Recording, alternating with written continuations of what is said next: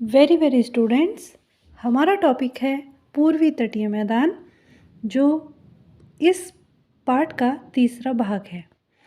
और इससे पहले हमने कौन से पार्ट दो पढ़ लिए थे? उत्कल का मैदान और काकीनाडा का मैदान। और इसी क्रम में तीसरा जो मुख्य बिंदु हमारा है वो है कोरोमंडल तट। स्टूडेंट्स, आपको मेरा वीडियो अच्छा लगे तो मेरे साथ बने रहें, मेरे चैनल को सब्सक्राइब, लाइक एंड शेयर ज़रूर करें। Let start. कोरोमंडल तट मुख्य रूप से तमिलनाडु में स्थित है। ठीक है स्टूडेंट्स, वैसे तो पूर्वी तटीय मैदान को, जो पूरब का तटीय मैदान है, उसे हम कोरोमंडल तट बोलते हैं। लेकिन अगर हम राज्य की दृष्टि से देख लें तो यह है आपका पुलिकट झील, जो आंध्र प्रदेश और तमिलनाडु के बीच में स्थित है। पुलिकट झील से लेकर कुमारी अंतरीप तक स्थित है। आई होप सो स्टूडेंट, आपको ये बात समझ में आई होगी। कोशिश रहती है कि बच्चों आपके साथ अच्छे से इसमें लगे रहें ताकि आपको छोटी छोटी चीज़ें समझ में आती रहे, क्योंकि वीडियो जो बहुत पढ़े बच्चे हैं उनके लिए तो है ही, लेकिन जो शुरुआती तैयारी में लगे हैं ये उनके लिए भी वीडियो बनाया जाता है। अब हम इसका देखते हैं। कावेरी नदी के डेल्टा के पास इसकी चौड़ाई सर्वाधिक है। औसतन पूर्वी तटीय मैदान की जो चौड़ाई है बच्चों, वो 100 किलोमीटर है औसतन। लेकिन कावेरी नदी का जो डेल्टा है, ये जो कावेरी नदी का डेल्टा है ये बहुत चौड़ा है। कावेरी नदी कहाँ से निकलती है? कर्नाटक से निकलती है, केरल के जस्ट बॉर्डर से निकलती है। तो इसका डेल्टा चौड़ा है और यहीं पर ही पूर्वी तटीय मैदान की जो चौड़ाई है वो सबसे अधिक है, 130 किलोमीटर। ठीक है बच्चों, यद्यपि इससे क्वेश्चन नहीं आएगा कि कितनी चौड़ाई है या लंबाई है, लेकिन ये पूछा जा सकता है कि पूर्वी तटीय मैदान में कोरोमंडल तट की चौड़ाई सबसे अधिक कहाँ पर है? तो ये कावेरी नदी के डेल्टा में है। कावेरी नदी का डेल्टा बहुत उर्वरक डेल्टा है, बहुत उपजाऊ डेल्टा है। प्राचीन ग्रंथों में लिखा गया है कि कावेरी डेल्टा में इतना उपजाऊ है कि जितने में एक हाथी बैठता है ना बच्चों, स्टूडेंट्स, हाथी जितनी जगह में बैठता है उतनी जगह में 3 आदमियों का पूरे साल का अनाज उत्पन्न होता है। तो आप अंदाज़ा लगा सकते हैं कि डेल्टा ये कितना फर्टाइल है, और आज भी ये डेल्टा उतना ही फर्टाइल है। इसकी महत्वपूर्ण नदी है वेंगई। वेंगई नीचे से ये वेंगई बनाया हुआ है बच्चों। वेंगई तमिलनाडु और केरल के जस्ट बॉर्डर से निकलती है वेंगई, और ये भी डेल्टा का निर्माण करती है। समझ में आया बच्चों? कहाँ से कहाँ तक है? पुलिकट झील से कुमारी द्वीप तक है। सबसे चौड़ी लंबाई इसकी कावेरी नदी के डेल्टा पर है, और इसकी महत्वपूर्ण नदी वेंगई है। ठीक है भाई, वेंगई नदी के तट पर कौन सा शहर है, कोई बताएगा? देखते हैं, कोई आंसर करे। पिन्नार, वेंगई, मालार इस क्षेत्र की महत्वपूर्ण उर्वरक, देखिए उर्वरक भूमि निर्माण में सहयोग करने वाली नदियां हैं। ये कावेरी के साथ साथ ये नदियां भी इस तट का निर्माण करती हैं। इस तट के 2 महत्वपूर्ण बंदरगाह हैं बच्चों। वैसे तो बहुत सारे बंदरगाह हैं, लेकिन चेन्नई बहुत महत्वपूर्ण बंदरगाह है। बिल्कुल तट पर है, सीमा पर है। और जूम करके देखेंगे इसे हम बच्चों। तटीय, बिल्कुल आप तट पर इसे देख सकते हैं, तट पर है ये चेन्नई के। एन्नूर बंदरगाह जस्ट इसके ऊपर है। एन्नूर बंदरगाह इसके ऊपर है बच्चों, और यह है चेन्नई बंदरगाह के भार को कम करने के लिए बनाया गया है। तो एन्नूर बंदरगाह कैसा है? कृत्रिम बंदरगाह है बच्चों। कृत्रिम यानी कि मानव द्वारा निर्मित बंदरगाह है।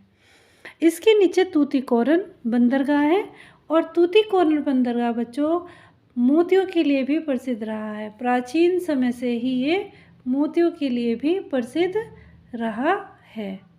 ठीक है स्टूडेंट्स, आपको बात समझ में आई? चलिए, इसके बाद हम देखते हैं, इसे हम मानचित्र के द्वारा देखने की कोशिश करेंगे बच्चों। स्टूडेंट्स, ये देखिए, ये आपका मानचित्र पूर्वी तटीय मैदान। और पूर्वी तटीय मैदान 3 क्षेत्रों में बना है। उत्कल का मैदान, काकीनाडा का मैदान, कोरोमंडल तट और इसके साथ ये छोटा सा आपका मानचित्र, जिसे समझने में आपको आसानी हो जाए। तो मानचित्र के द्वारा इसे समझाया गया है। देखिए बच्चों, उत्कल का मैदान, पूरा उड़ीसा का तट इससे घिरा हुआ है। यह है उत्कल का मैदान, पूरा तटीय जो उत्कल इसका मैदान है उड़ीसा का, उसे उत्कल का मैदान कहते हैं। जनगण मन में भी आपने उत्कल प्रदेश का नाम जरूर सुना होगा। अगर आपने जनगण मन ध्यान से याद है तो उत्कल आपने उसमें ज़रूर सुना होगा। दूसरा है काकीनाडा का मैदान। मानचित्र की सहायता से समझेंगे। काकीनाडा का मैदान ये है बहरामपुर, कहाँ पर है? उड़ीसा। ओडिशा भी बोलते हैं बच्चों से, ओडिशा भी इसका नाम बदल गया है। और पुलिकट झील, पुलिकट झील आंध्र प्रदेश से लेकर किसके बीच है? तमिलनाडु के बीच में ये स्थित है। तो ये कौन सा मैदान है बच्चों? काकीनाडा का मैदान है। और जो ये आपको दिख रही है गोल बिंदी सी, ये क्या है? यहाँ पर है गोदावरी का डेल्टा और यहाँ है कृष्णा का डेल्टा। ठीक है बच्चों, कृष्णा नदी ऐसे ऐसे कर कर के जाती है बच्चों, ऐसे ऐसे ये डेल्टा बनाती है।